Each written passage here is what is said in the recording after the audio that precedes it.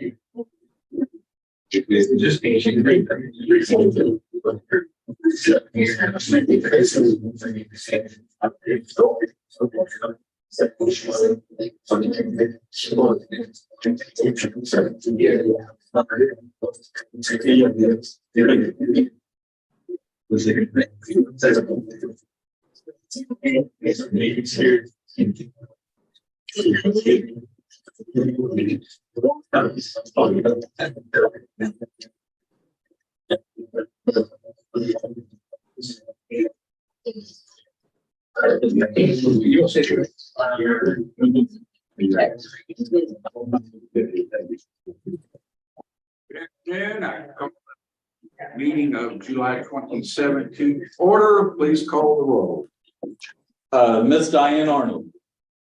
Here. Honorable Scott Bates. Here.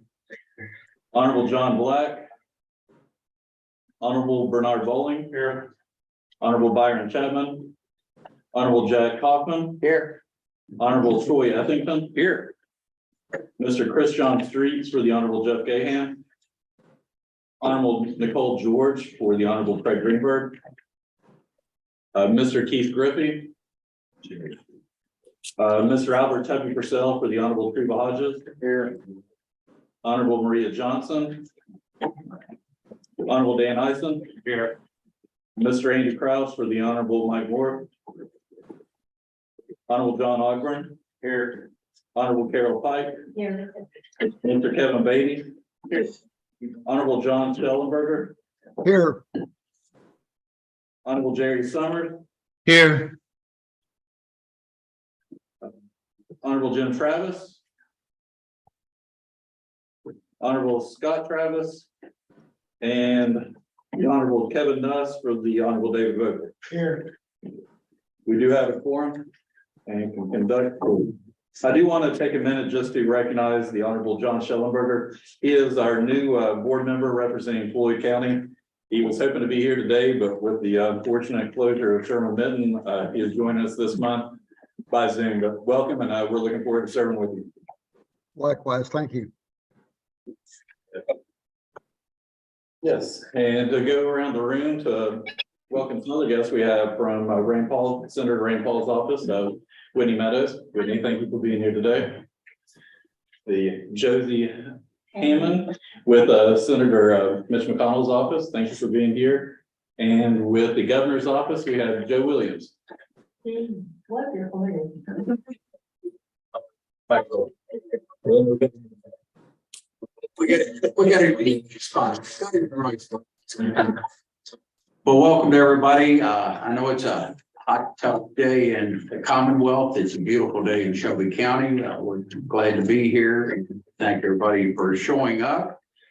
With that, we will move to the June board meeting minutes. You have those before you. Are there any additions, deletions, corrections, or concern?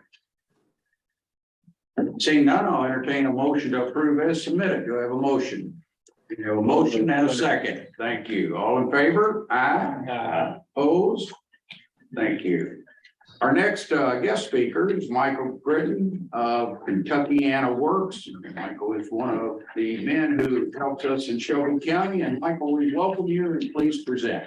Judge, thank you for the welcome. Michael Griffin from Kentuckiana Works. I think we're pulling up a PowerPoint. Jared, thank you for the invitation. People on my team work closely with people on Jared's team on all kinds of things that you all know acronyms for better than me, like the SETS plan and all that. What I wanted to do is just give everybody a refresher about who we are and what we do, because sometimes it's a little confusing or it seems a little, a good time for a refresher. Everyone can get these slides when we're done, so you don't have to take any notes unless you want to. I've got more slides than I probably need, so I'm gonna breeze through them. So Kentucky and Works is something called a Workforce Development Board. It's created by a federal law called the Workforce Innovation and Opportunity Act. We serve the 7 counties named up there. We have a similar board right across the river called Southern Indiana Works. The 2 organizations wrote a single local plan, a single regional plan, got it approved by the Federal Department of Labor with 2 different Department of Labor offices, because we report to Atlanta and they report to Chicago. So there are only a couple of bi-state regions in the country that have been recognized as a single region, and we're one of them. So to the extent that you all in Kentucky, Indiana, we do too. We don't do any services over there, but we work together all the time. And we get funding from lots of different places now, and we either run or oversee lots of workforce efforts. That federal law I described requires us to contract out services that I'll describe in a minute. Sometimes we run things. It just depends on the best way to do it. And so you may have heard of some of those programs that are on that slide. One of the many things we do is sector strategies. It's named in that federal law. We convene employers, key manufacturing employers, key healthcare employers, we've had construction employers, trying to get them to describe what their needs are in common so we can work backwards from, even if they compete for individual customers or employees, how do we build pathways that make it possible for more people to get into that kind of work? I have a fantastic director of labor market intelligence whose name is Sarah Erisman. Jared, I would encourage you all to have Sarah come back sometime in the next few months, or Judge, and just present to you all on what's happening in the labor market. She's got slides, describe to you the lowest unemployment rate in 50 years, right? The context of the labor force participation rates, all these things that come up in your daily jobs. We do all kinds of work to understand that labor market and try to make sure both you all as policymakers, leaders at our chambers of commerce, and really anybody else who's making decisions understands what's happening. This is our mission, vision, and values. I hate when people read slides to me, so I'm not going to read them to you. Again, I'll send this out to you. Really, we're just trying to make a match between employers who have needs, job seekers who are trying to get there, and trying to make the community better by doing that.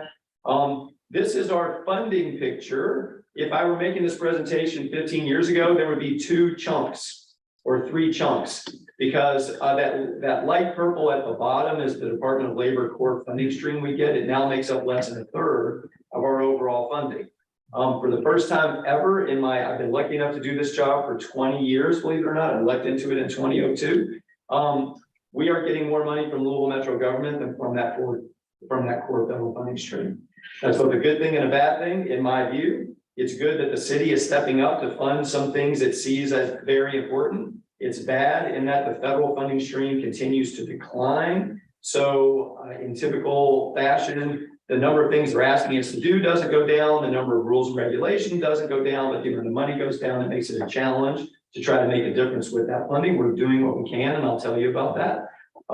This is a different picture. If you want to see the funding on the left, where it comes from and what it flows into, again, what you'll see is we're managing more funding streams than we've ever managed before. It leads into things like a summer job program, young adult work we do with adults, and a couple of other things, and I'll give you some of those specifics in a second. But that's the reason why my finance team is growing, because when we only had 2 funding streams, it wasn't all that complicated. This is a map of in-person services, career services that we're providing across the region with those core federal funding streams. So we have, we call them across the Commonwealth, Kentucky Career Centers. So the big comprehensive one is down in West Louisville at the NIA Center, but we have physical locations in Shelby, Henry, and Bullitt. We provide mobile services through partnerships with libraries and the other counties in Trimble, Oldham, and Spencer. Also, we're going to be trying to work with you all and people on your teams to get advice as that money keeps shrinking. What's the best way for us to try to provide services to adults in particular in those regional counties? Because what you get into is when you try, and thank you to the judge, thank you to Judge Summers, who was on the screen. They're providing a space for $1 a year. It's not like they're not trying to be partners to us, but you either have people in a career center waiting for folks to come in, But if you're only there 2 days a week, then the judge is always mad at me because I sent somebody over there on Tuesday and you're only there on, right? Or you staff it 5 days a week, and then when the unemployment rate is as low as it is, sometimes it seems like there's not enough people to justify the staffing. So these are things we're looking to try to get advice about. I see nods from my colleague from Senator Paul's office. We're doing the same thing business does, try to figure out how to spend scarce money in the best way we can. So again, this is a list of the kinds of things we do. It's all for free. So you got laid off from a job, you're looking to try to get a better job. I've never put a resume together before. I don't know how to apply for jobs online. All that stuff can be handled with certified professionals who work for a company called Equus Workforce Services that does that in those career centers. We're really proud of the quality. One of the funding streams under the Workforce Innovation and Opportunity Act is called youth. What it means is 16 to 24-year-olds who basically were not in school and not working, right? And I'll show you a slide in a minute, but we have 20,000. That's the best estimate just in our 7 counties. So think about the best economy for a job seeker in 50 years, right? We have 20,000 16 to 24-year-olds who are not in school and not working. That's a big challenge, right? So this is a partnership with Goodwill of Kentucky, both in the 6 regional counties and separately in Louisville. In the 6 regional counties, the only funding stream is the one that comes from the feds, the one that is shrinking, and to be upfront and honest, the one that the House Republicans in Congress just voted to eliminate last week or 2 weeks ago. But for that funding stream, there's no program that serves 16 to 24-year-olds who are not working and not in school. No program at all. Now you can send them to Goodwill or you can send them to the Urban League and places like that. So I hope they don't go forward with that kind of cut. But what I would say is that funding stream in combination in Louisville with a bunch of other money that the city has had in this thing gives us the ability to provide all of those kinds of services. Part of what's happening with that program that's very different than 10 years ago, if someone was coming to see it, we're serving a lot more young adults with criminal backgrounds, including people we used to, there were a couple of federal grants we got to serve young adults with misdemeanors, but now that we're getting more money from the city, we're basically making it open to anybody. But if you all remember the bank shooting on April 10th, and then there was a shooting later that morning at JCTC, the person that was killed that morning at JCTC was a 24-year-old participant in the spot. He had been in prison for 7 years for manslaughter. He went away when he was 17. When he got out, within a week of getting out, he signed up for the spot. He was in his 3rd week of classes. They were on a break from class. He was standing in the doorway of JCTC on break, right? And 2 people wearing ski masks who targeted him, walked around the corner and gunned him down cold blood on the steps of the program, right? So another young adult in the program who I don't know as much about his background yet, who was murdered 2 nights ago. So we are doing, this is not your grandmother's young adult program, right? Where we're sort of shining up some kids who just need a couple credits. We are really in, right? And whether you find them in an urban environment like that, or you find them in a more rural area like Trimble or Shelby County or Bullitt County, they're overcoming barriers, they're overcoming trauma, there's bad things happening in their life, and they need a caring adult to get them back on the path. That's what we do through that program. Super proud of it, super proud of Goodwill. This is the reference to the 20,000. The darker the color, the more disconnected youth in that picture. So we know where they live. We know that it's gotten worse since the pandemic hit. And we know some of the things they're dealing with seem to be much worse than they used to be. So it's really challenging work, but we love doing it. But federal investment being threatened to go away or shrinking doesn't help, right? Because the city doesn't have enough money to pay for it. And when I talk to the counties, their budgets are much smaller than the cities. They don't have any money to pay for it, which just means where are you going to send them? Now, again, SummerWorks is an example of another thing. The city of Louisville gives us $1 million a year to run a summer job program. We've been doing it for 13 years now. It's one of the best in the country. There are huge ones in cities like Boston and New York. We're not in that category, but for a mid-sized city, we're doing great work. We raise about another $500,000 or $600,000 a year, so it's running at $1.5 million. Can tell you more about it if you want. Kentuckiana Earns is a platform that we're using across our 7 counties. Any young person that wants to try to find work, a co-op, an internship can do so. Any employer that wants to post those kinds of things for young people can do so, all for free, right? Paid for with outside money, not paid for with federal money. Adult technology programs, no federal money at all, right? The city of Louisville is giving it, well, let me take that back. In Louisville, there's no federal money because the city is funding something called Code Louisville. We had a federal grant that funded it until 2019. The city's been funding it since then. We have helped over 800 people get software development jobs at an average wage of $50,000 a year since 2015 in Louisville. The governor's office was so impressed when we worked with Lieutenant Governor Jacqueline Coleman. She asked if there was a way we could do it statewide. They're now giving us some of their discretionary federal workforce dollars to expand that program into northern and eastern Kentucky and in the Bluegrass area. And we're just beginning the third year of that work. Super optimistic that we can do the same thing in those areas that we've done in Louisville. So I'm proud of that. And tell you more about it. We are the only workforce board in the country that I know of to run a college access center. It's funded partly by a Department of Education grant called the TRIO grant, and partly by the city. And it works with students in 7 JCPS high schools. And separately, it works with any adult who walks in the door who needs help. I've never filled out a FAFSA. This thing was really scary to me. I don't know how to apply to college. I went once 10 years ago, and now I'm trying to go back. Where are my credits? Someone, again, caring adults that can guide you through what can be a complicated process to get you into school and then try to keep you there. Very proud of the work. We're serving 2,000 adults and about 900 students in JCPS every year, and appreciate the partnership there. This comes back to labor market information. And again, I'll get the slide deck out to you. If you go to KentuckyInterWorks.org/explore, any high school kid you're working with, any adult you're working with who says, Judge, I don't know what kind of jobs are growing around here. What do you think I should do? They can go on this and learn about all these different careers, right? We've got all kinds of videos that have been shot now at local and regional companies that describe what people do in some of those jobs all day long. We're constantly trying to give people better information about what's available. That doesn't even tell you all the things we're doing, right? We're running a construction training program in Louisville called Kentucky in the Builds. That again is a partnership with the governor's office and my board. We've got other things going on. But the big picture thing for you to know is we are trying to be valuable to people in all of the more rural counties through this career center work and through what we call the SPOT, which is the young adult work. That is really under stress because the federal money is shrinking, but we're doing the best we can. In Louisville, we're getting more money from the city than we get from that core funding stream. So we've got more horsepower to do more work. That leaves a lot of young adults out, and it will be a challenge to serve adults if we ever go through a recession, but hopefully we don't. So let me stop there, Jared, and see if there are any questions. Hopefully I breezed through that in about the amount of time you had in mind. So close. Any questions? Yeah, this is John Schellenberger. Michael, if I could ask you a question. Jack and I, we serve on the Southern Indiana Works over in New Albany. I think we serve like 5 counties. Is there any collaboration between SIW and Kentucky Works? And is there like a link between the two, for someone who, maybe lives in Southern Indiana, as far as opportunities in Kentucky and vice versa?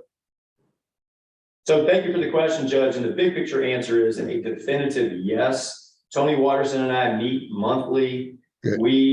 I started out by saying, we created a single plan that both of our boards adopted. That means we identify the same sectors. We're trying to do the same kind of work. You have career centers on your side of the river, just like we do. We're trying to get to a point where the marketing materials to a job seeker would look the same. What I would say, particularly for my friends from senators' offices, is the federal money flows from the federal government to each state, and from the state down by formula to workforce board. So the money doesn't flow particularly easily, but by law, we're not allowed to turn away a Southern Indiana resident that could come to try to ask for services, right? But more importantly, Tony's organization and mine work together on all kinds of things. Construction training, we run Code Louisville classes in Southern Indiana. We've gotten multiple grants to do work together. Because again, when companies are looking at our region, they see a region and they don't see the river, right? They see that NSA population of 1.5 million or so that includes Southern Indiana. So we work together all the time. Yeah. Okay, thank you. Appreciate it. Thank you. Other questions? Seeing none, Michael, thank you very much for your presentation. Thank you all for the opportunity. I appreciate it very much. Thank you, Michael. Next item on the agenda is June financial statement. Rita. Hello, good afternoon. Wanted to go through our summary of elements. And, right now, our community economic development, we've spent $846,159. And then under our transportation, we spent $3,680,178. And then social services, we spent $5,332,820. And then just an overall of our operating, a total of $10,298,895. And then aging and program related expenses were $18,105,602. So for a total for the whole year or fiscal year of 23, our spend was $28,704,497. Then our agency line item, which is pretty much our revenues and our expenses, pretty much the same thing, but we spent approximately 86% of our budgeted expenditures this year. We have increased our spend last month, I think it was by 7%. We have another 1%, so 8% increase over the whole year. Then just going through our balance, I have to point out our cash is $900,163. Then our total receivables are $3,872,833. And it's showing that our liabilities are $20,236,097 or 98 rounding. And that's it. Do we have any questions on the financial report? Seeing none, I'll entertain a motion to approve as submitted. Do I have a motion? I have a motion and a second. All in favor? Aye. Opposed? Thank you very much. Next item is Transportation Policy Committee. Andy. Good afternoon. The KPC met in this room at 12:30 this afternoon. For a few select items that were worthy of note. We also, I say we met at 12:30 this afternoon since the last time we talked. We had a special meeting on July 11th. That special meeting was discussed today. The reason for that special meeting was due to some urgency surrounding cost increase to a project that's actually out in Oldham County. But the cost increase was requested by KYPC. The urgency was created by these two federal transportation accounting databases. They have a discrepancy. That discrepancy is $3.5 billion. And so why does that matter? That matters because the one that the Federal Highway Administration operates out of, it recognizes more money, but that might not be there. Okay, it's since been rectified at least partially. That accounting discrepancy is down to $1 billion. So a couple weeks ago they found $2.5 billion. Something that's a good day. Anyways, the issue at hand is getting money that's under the KIPDA TPC's control obligated as in spent, and getting that money spent as soon as possible. That cost increase was approved at that meeting, and it decreased the balance that's most at risk. Again, when they found $2.5 billion, that put less money at risk, or put the same amount of money at less risk. They used 95% perhaps at risk. Now only 30% is potentially at risk. Also, in a related matter, we had a significant funding discussion at our meeting today at TPC. And that funding discussion surrounds KYPC's request to effectively borrow some of the money that's under the TPC's control for projects in our 3-county KIPDA MPO region in Kentucky, Jefferson, Bullitt, and Oldham. Similar to how they did it in 2019, 2017, and 2012. That request was to borrow some money up to $40 million. That money is going to be paid back dollar for dollar. It's viewed as being a low risk issue. What happens at the end of each federal fiscal year, there's what's known as the August redistribution. Certain states don't spend their money effectively. And so that allows states like Indiana and Kentucky, NDOT, KYPC, as state DOTs, to request what they call additional spending or obligation authority. Both states take full advantage of that over the years. Kentucky and Indiana are both taking advantage of it this year. And so there's some substantial money that's in play. By making this move, by KIPDA allowing KYTC to borrow this money, it actually brings in $30 additional million to the state of Kentucky. So that should be viewed as a good thing. And it also spins down that balance of that risk money. With this move, the money will get spent down real soon. So it puts less money at risk. Moving on, we had an amendment of our long range plan and our transportation improvement program. That was approved by the TPC. It was 3 projects, 2 interstate projects in southern Indiana, one on I-64 and one on I-65. The third project was the reimagined Ninth Street in downtown Louisville. For those that are getting engaged with our shift process, KYTC shift process, this pertains to the rural and the local urban folks. Our technical committee, TPCC, established a working group at their meeting earlier this month. That meeting will occur on August the 9th at the normal TTCC meeting time. At that meeting, that working group will work on boosting the project for this KYTC shift. Very similarly for the rural Kentucky counties, the Regional Transportation Council at the next meeting in August will go through that same process and leading up to that end of that time. We as NPOs and ads do not have KYTC scores yet. So there's no score. The score comes out of the black box, so to speak, for each project. We don't have the black box results. They're due to us last week before last. We're promised by the end of the month. So hopefully we'll get those soon. We will pass those along when we get them. The last thing I want to mention is last week, I was asked to present to a budget review subcommittee on transportation in Frankfurt. So myself and my counterparts at the Cincinnati and Lexington MPOs spoke to that budget subcommittee. So that was a good experience.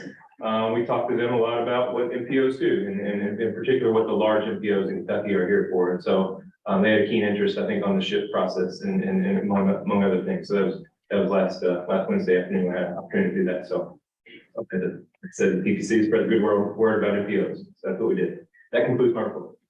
Are there any questions?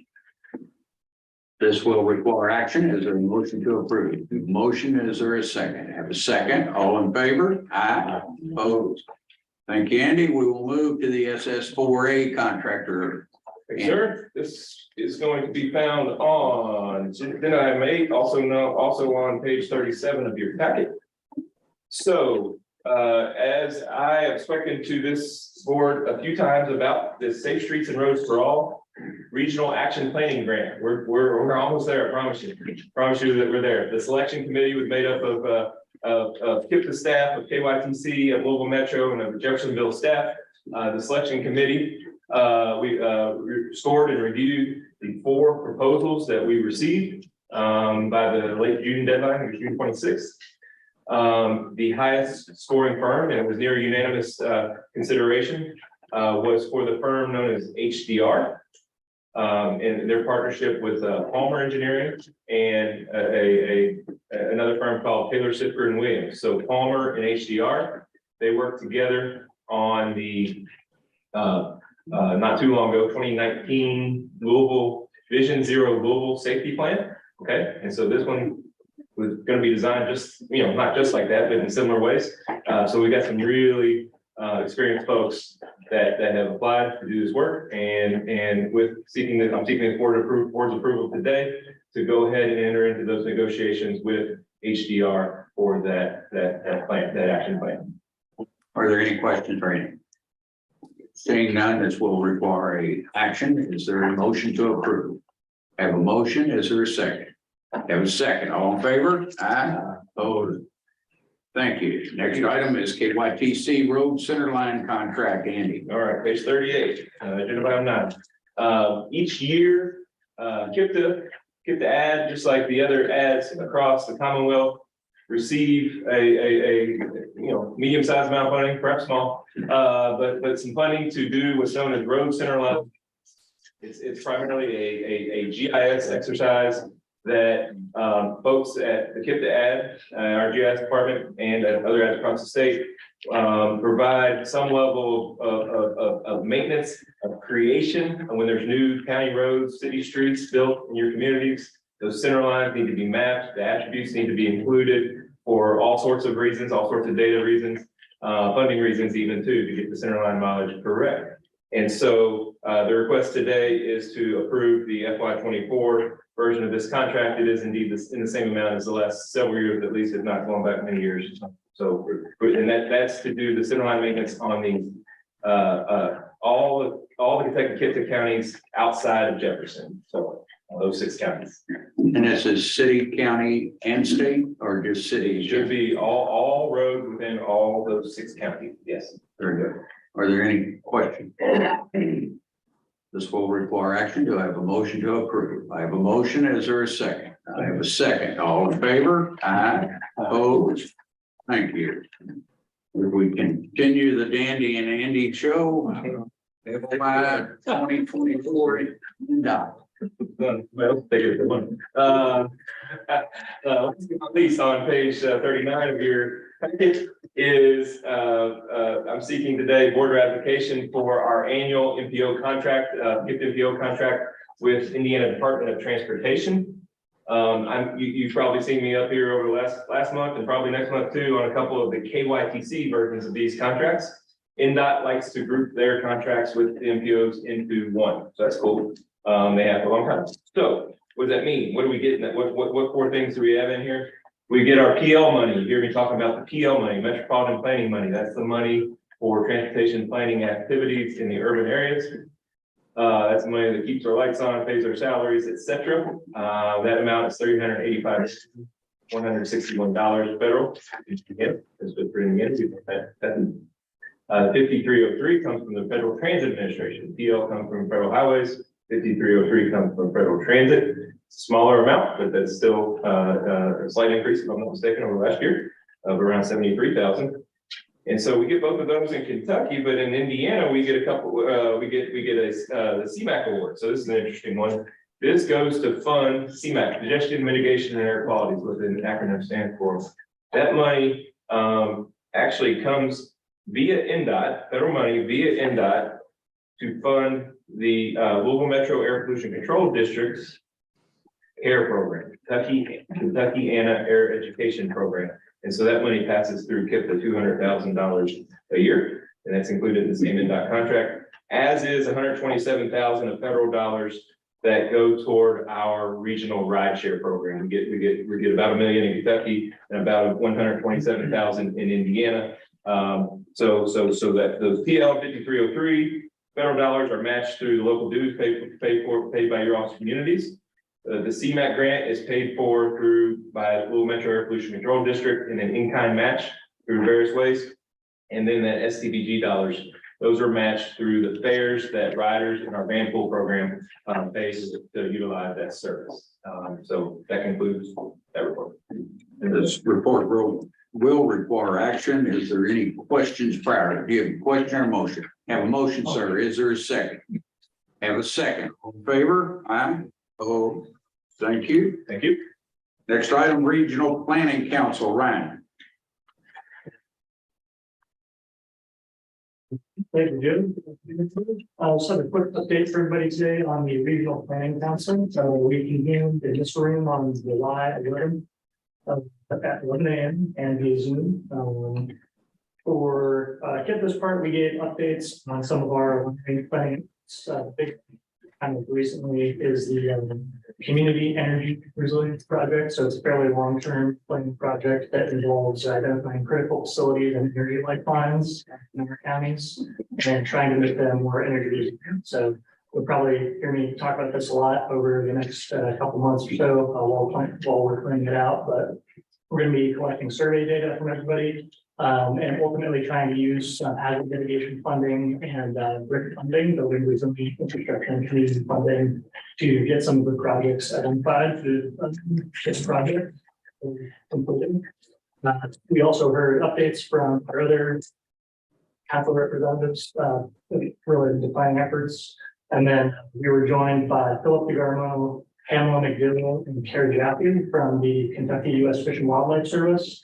They were able to give us a demonstration of the information for the planning and consultation portal, which is an online portal run by the U.S. Fish and Wildlife Service. The purpose of the portal is to assist communities in getting U.S. Fish and Wildlife approval for state and federal grant fund projects. It can be a little bit intimidating to get started using it, so I thought it would be a good tool for community representatives to get more familiar with. And also contained in that portal is a lot of useful GIS information related to our natural ecosystems. So for anybody curious about getting species lists, or just sort of knowing more of the natural ecosystem in the area for a development project, it's a good tool to use for the process. That concludes my report. Are there any questions? Seeing none, this will require action. Do I have a motion to approve? I have a motion. Is there a second? Second, all in favor? Aye. Oh, thank you very much. Thank you. Oh, and next RPC meeting will be October 10th at 11 a.m. Also. Very good. Next item, Regional Water Management Council, Justin. Thank you, Chairman. Good afternoon, Board. The KIPDA Regional Water Management Council met here in the Burke Room and virtually via Zoom on Tuesday, July 11th from 1:30 to 2:30 p.m. We had Becca Truman, who was with Quantified Ventures, join us as our guest speaker. Her presentation was on adding green infrastructure components to clean water state revolving fund loan applications. She discussed the gap between what's possible and what is currently being done with SRF funded projects, and how projects with the green infrastructure or nature-based solutions component can receive more funding through our state revolving fund loan program. Green infrastructure can be defined as the range of measures that use plant or soil systems, permeable pavement, or other permeable surfaces, stormwater harvest or reuse, or landscaping to store, infiltrate, evapotranspirate stormwater, or reduce flows to sewer systems or to other surface waters. Projects that utilize green infrastructure practices will also help mitigate stream erosion, land loss, and flooding, while also improving water quality and biological integrity in our Kentucky communities, streams, and waterways. Kentucky has over 90,000 stream miles, which is more miles of running water than any other state in our United States, other than the state of Alaska. So we have a lot of surface water, so than any other continental state.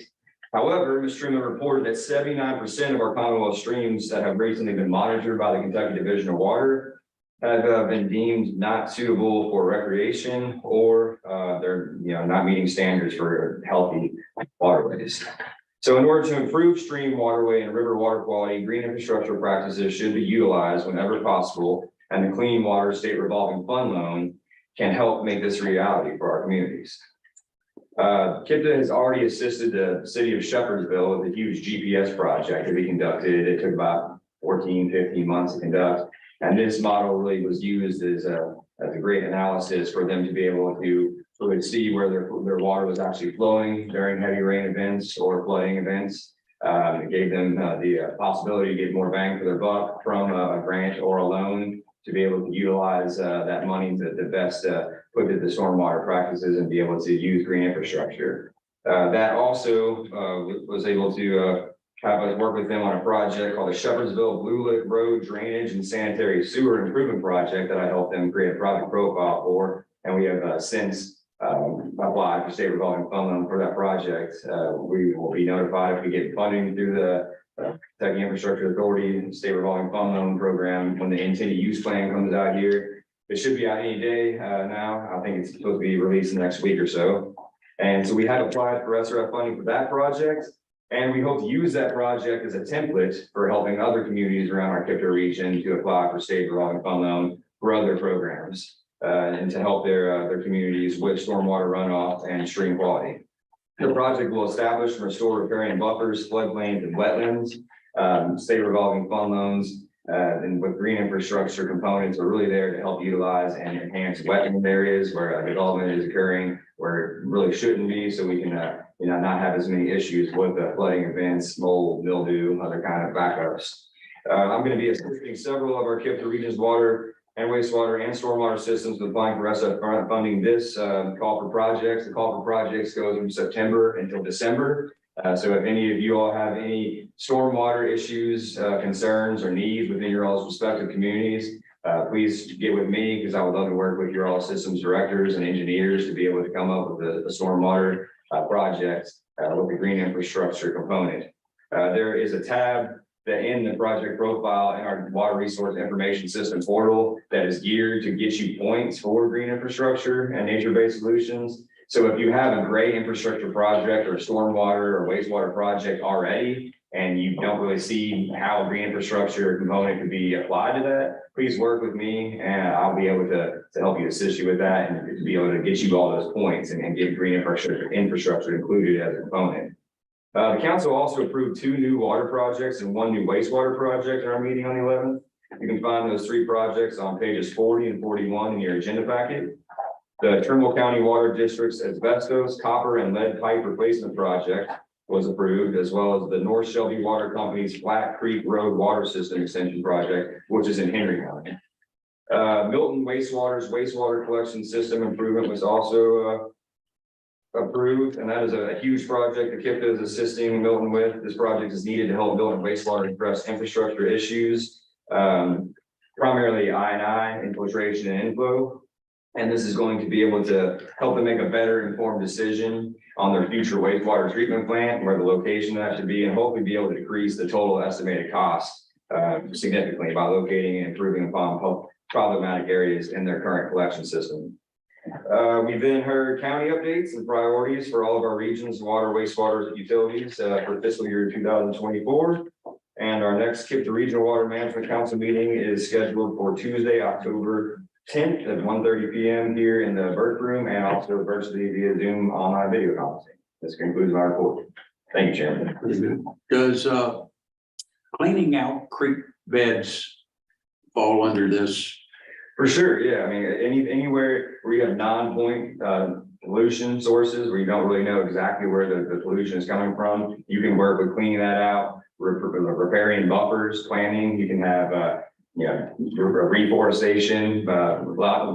Becca Truman with Quantified Ventures came from Oldham County. She used to work for North Curry's watershed as their watershed coordinator, and they did tree plantings. They did a lot of clean outs of creeks, so that they had volunteers come and pick up debris and a lot of waste, help the sediment erosion along private properties. A lot of people just aren't educated or informed of how they can stop erosion on their private property. So they'd be glad to come out, work with you, teach you mechanisms, how to repair those repairing buffers and improve stream quality. I may have job security for life for you. Is there other questions? Seeing none, this will require action. Do I have a motion to approve? I'm sorry, question? Matt, have they, got in contact you from the city of Ennis about? Joe did yesterday. He left me a voice note. Joe O'Carey, I forget how you pronounce his last name, but Strand Associates. Yes, sir. He reached out to me yesterday and left me a voice note. I just haven't gotten back to you yet today, but I definitely. Yes, sir. Another question? Seeing none, I'll entertain a motion to approve as submitted. I have a motion. Is there a second? Have a second. All in favor? Aye. Opposed? Thank you. Thank you, Board. Thank you. Next is Regional Seeds Committee, Ethan. All right, I'm just here to provide a quick update on the SEDS committee meeting. The SEDS committee met on July 19th to continue working on its 1-year update. The EDA issued content guidelines this year that recommended a section on equity and a section on broadband. On the equity section, we put together a work group to write that section, and that's been completed and it's now incorporated into the final SEDS document. On broadband, we have a draft section written right now. And then we sent that to Ricky Santiago, who is the digital inclusion manager at Louisville Metro. And so we're expecting to get that section back in the next week or so. And after that section will be completed as well, and that will fulfill all the recommendations from the EDA that they issued this year. I've also been working to update all of the data, all the demographic data in the SEDS. That's one of the main things you have to do during the 1-year update. So that'll be completed sometime next week. And then we'll be on our way to a completed SEDS document. The expectation right now is at the August SEDS meeting, we should be able to grant final approval, or at least that's the plan. And then that'll put the document into a 30-day public comment period. Then after that, I believe we should be able to have it before the KIPDA board in September. And so then you can grant final approval, if needed, and then we'll submit that to the EDA.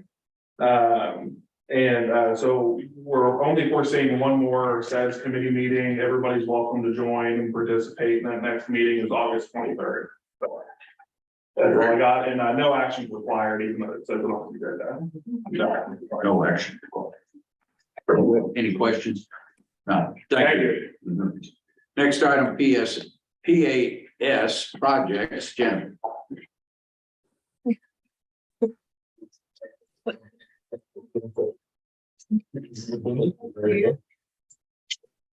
Good afternoon, everybody. I'm here to talk about public administration services offered by the Community and Economic Development Division. Under the JFA agreement, we provide various types of assistance for local government. Specific areas are listed in your packet on page, I believe, 32, labeled agenda item 14. This is a few examples of the services that we provide in this category. Jennifer, not to interrupt you, but it's page 42. So we assist with general administration matters such as SAM.gov registration, procurement policies and procedures, and research in various topics. In the area of financial administration, we assist with, for example, budgeting, salary surveys, and revenue studies. We also assist with training and workshops such as DLG and local government training. Finally, we assist the KIPDA Municipal Clerks Association with monthly meetings and other support. This association is a really valuable resource for our region city clerks. Those of you with cities here today, please check in with your city clerk and see if they're taking advantage of this organization and encourage them to participate. So please contact us at any time, me at any time, if whether you have a or whether you'd like us to look into any more complicated issues. No action is requested. Thank you. Have a great afternoon. Any questions? Thank you. Next item, transfer of JFA funds. Judge, Oh, yes, wait, yes, Jennifer's been helping Trimble County with our administrative code rewriting it, and she's doing a fabulous job. So I want to just commend her on that work. So thank you, Jennifer. And for the board, so the PAS, Community and Economic Development Division, used to be called Public Administration Division. And through the years, that kind of changed, and some of those things that we used to offer have kind of fell to the wayside. That a bunch of you all do justice probably don't realize that we still do offer this. We just haven't done it in a long time because it wasn't needed. She talked about the Municipal Clerk Meetings Association. We might have 5 clerks show up. So it used to be well attended, and it was a great way for city clerks to get together and talk about problems in their cities. And it's kind of died off through the years. So if you all can talk to your cities and the mayor, make sure your clerk's attending. It's a good resource to have. So we're trying to build that relationship back up with them, and any other things that we can offer you all, the city or the county, to help out with this.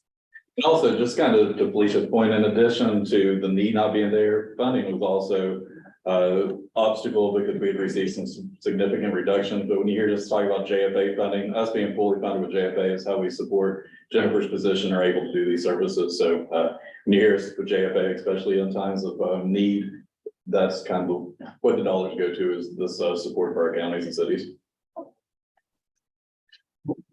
Now on to talking about JFA. I had came to the board in May asking to actually transfer unspent JFA funds to our area development funds.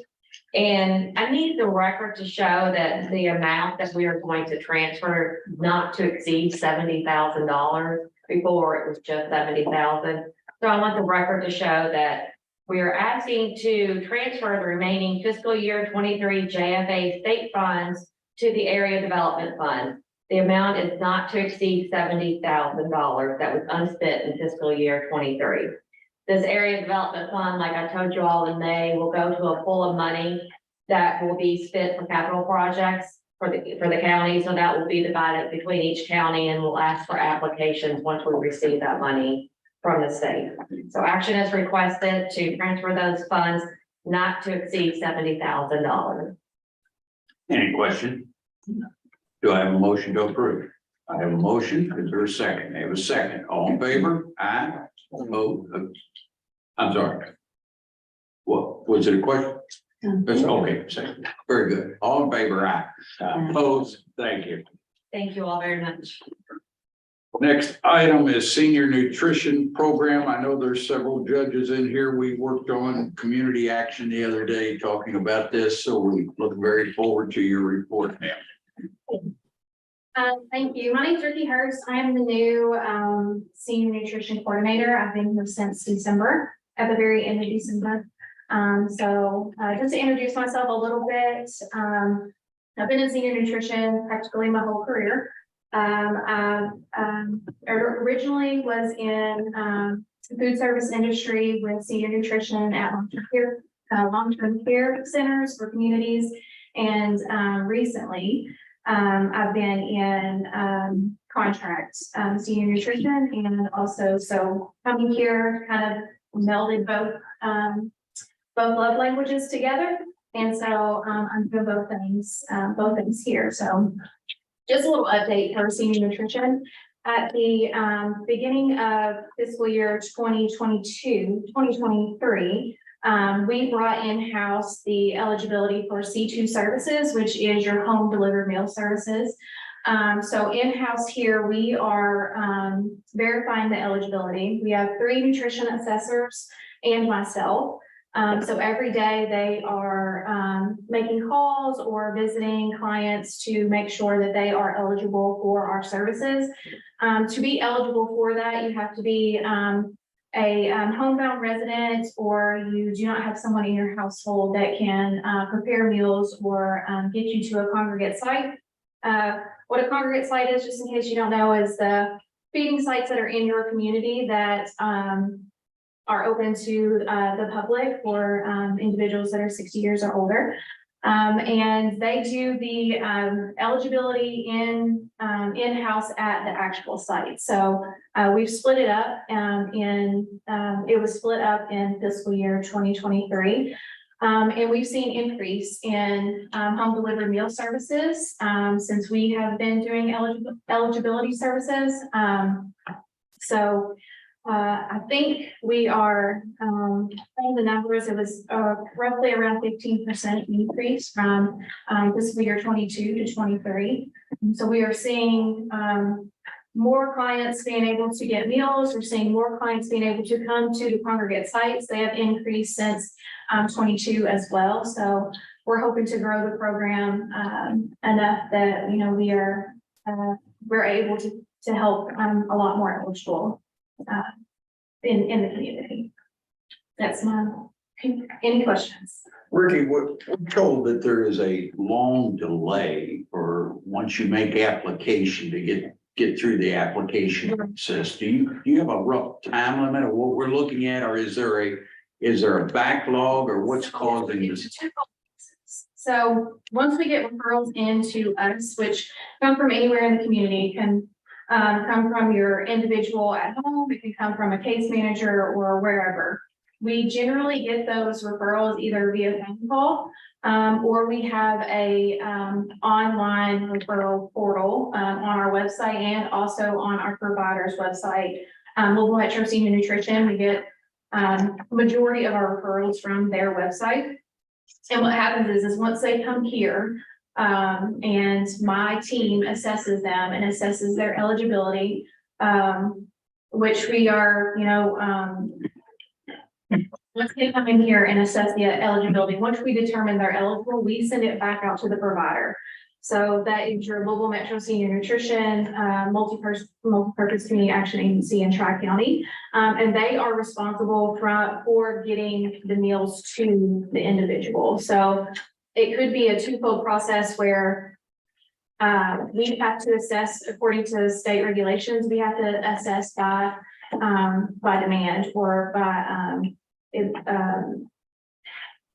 demand. So if the individual is in a rural community, or if they are of a minority or they are over a certain age, they get higher priority than some other individuals.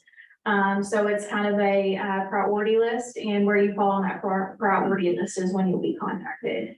And so once it leaves here and it goes out to there, we hope that they are able to fall in the guidelines of 10 days to be able to get meals out to an individual. But as we know that there's, they run majority off of volunteers.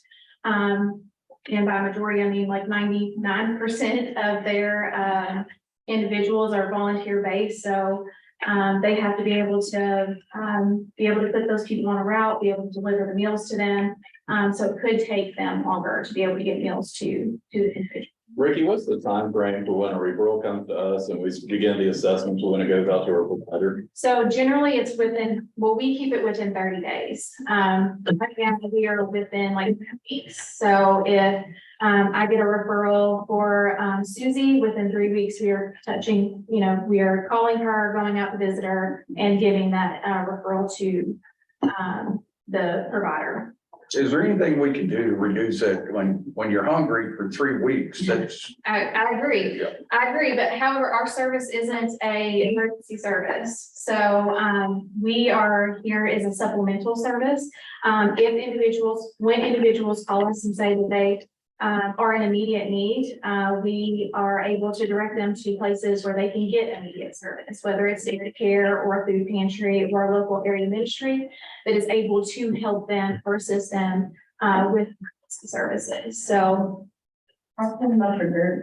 yes, so we have partnered with Dairy Care, which is a local food pantry, and they have given us food boxes. And once we get individuals that call us and say, I'm desperate, I need something, we have those food boxes that we are able to deliver to them ourselves. So my nutrition assessors will take that out there to that client immediately.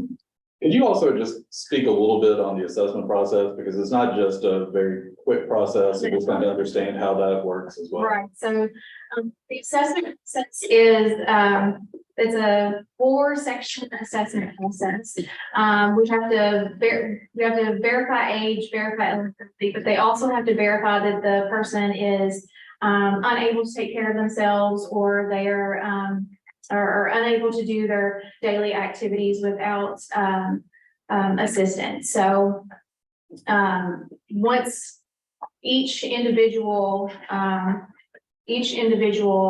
assessment could take my nutrition assessors up to 45 minutes an hour just for that one individual. So it's a process where they have to make sure that the information that they are getting from the individual is the correct information that we have to put into our system to make sure that we are, checking, dotting our I's and crossing our T's. So it's a little bit of a arduous process. Thank you. Other questions from the committee? None? Thank you. Action. Nope, that's No it. action. Yep. Good. Thank you. Next item, July personnel report. Kelly. This is agenda item number 17, page 43. For July, we did not have any, we did have a promotion. Leah Anderson, who was formerly a conductor, connector team, became the conductor team leader. And she started June 26th, and she has been with the Connect program since September 2013. It's 9 years. Retirements, Kelly Susan, that we need. Will be retiring from the Director of Human Resources position on August 31st. Position vacancies, we have in the Division of Social Services, home care case and a connector. And Division of Transportation, we have the Transportation Improvement Program. These job descriptions can be found at KIPDA.org /careers, and staff count is 83 full-time, 2 part-time permanent, temporary and 2 temporary. This includes my trust and Any questions? Seeing none, is there a motion to approve as submitted? Have a motion, is it second? All in favor? Aye, opposed? Thank you. Thank you. We get one more personnel report from Kelly. That's, he's not quite done yet. All right, next item, intergovernmental review, Jared. There are 4 intergovernmental reviews that are spelled out on your agenda, all 4 in Jefferson County. These have been sent for local review. No comments were received, so these 4 projects can be taken together. Action is requested. Any questions? Seeing none, do I have a motion to approve? The motion, second, all in favor? Opposed? Thank you. For my executive director's report, before I begin, I do want to recognize Mayor Tanini, who joined us late after the roll call, as well as Honorable Jim Travis. I just figured out in Spencer County, so one of the records to reflect their attendance on the meeting. We do have 3 travel items for board's consideration. The first is the Kentucky Master Municipal Clerks Academy. This is with Jennifer Wilson, who you heard from earlier. This is in Florence, Kentucky, August 23rd to 25th. The second is the OKI Conference on Freight. OKI is the Ohio, Kentucky, Indiana Regional Council of Governments, and this is September 5th to 7th with Andy attending. And the third item for consideration is the 2023 AMPO Annual Conference. This is the Association of Metropolitan Organizations, so essentially the national organizations for the MPOs. And that is in Cleveland from September 25th to 28th. And again, with Andy attending. So ask for board's consideration and a motion if you all deem this appropriate. Do you ever get to go in where it's good? Right.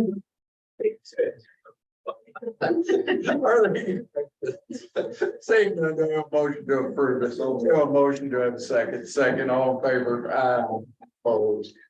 Thank you. I do want to bring everybody's attention to the front pocket of your handout. The 7th division, you've heard from everybody with the exception of Dustin Lincoln, have the projects that they are currently administering. You can see what projects are in your communities. I think it's just really important to highlight the work that they're doing. They're currently administering grant funding in the amount of $95,091,937 for a total project cost of $390,996,210. So tremendous amount of work they're doing. So we're going to begin including these in your packets each month, just so you are aware of kind of the running tally of what is going on within your community. Second, and finally, I guess, is just the meeting for next month. The first is the Transportation Technical Coordinating Committee. That is August 8th at noon here in KIPDA by Zoom. This is going to be a Kentucky only working group on shift. So again, this is Kentucky only for this month or next month's TTCC. The Regional Sets Committee will meet on August 23rd at 10:30 a.m. Via Zoom. And then August 24th, we have the Transportation Policy Committee that will meet in here at 12:30. The Regional Transportation Council will meet at 1 o'clock in Conference Room A next door and by Zoom. And again, to review the shift boosting projects. And then the August Board of Directors will be immediately following at 2 o'clock in this room. Next month, we're going to be joined by the Director of the Kentucky State Data Center, Matthew Ruther. I think this should be a very good presentation, diving into the census demographics, as well as just some of the trends that have been identified. So that is next month's meeting, and look forward to seeing everybody then. This concludes my report. Thank you. Just as a little bit of, I'm sorry, and one other thing, because that's the other things I meant. The November board meeting in the past, in the recent years, we have taken that show kind of on the road to our board chairman's community. Last year, we were at the John Black Center in LaGrange. This year, we are going to go to the Shelbyville Conference and Welcome Center. And if you all haven't seen that yet, it's a wonderful facility. So I look forward to having Mayor Ethington and Judge Eithman host. But typically, we meet that Tuesday prior to Thanksgiving. So that would have been November 21st this year, but the conference center was booked that day. So we were going to move up 1 week. So we looked at calendars, and I hope this does not impact any of your all's local meetings. But we're going to be meeting November 14th at 11 o'clock, again, at the Shelbyville Conference and Welcome Center. And then immediately following that meeting, we will provide lunch. So we'll be sharing more information as that gets closer, but did want to put this on your radar and hopefully on your all's calendar so you all can join us in November. And this time, this concludes my report. very good. I am going to try to get the Speaker of the House to address us during that November meeting. It's a budget session next year. I'm hoping he can give us a a little insight. I don't know if David will be available, but I am going to make an approach and see if we can get him to talk about the budget. I don't know, maybe the governor even want to come sit in on that one. So with that, I will entertain a motion to adjourn. I have a motion. Is there a second? All in favor? Thank you very much.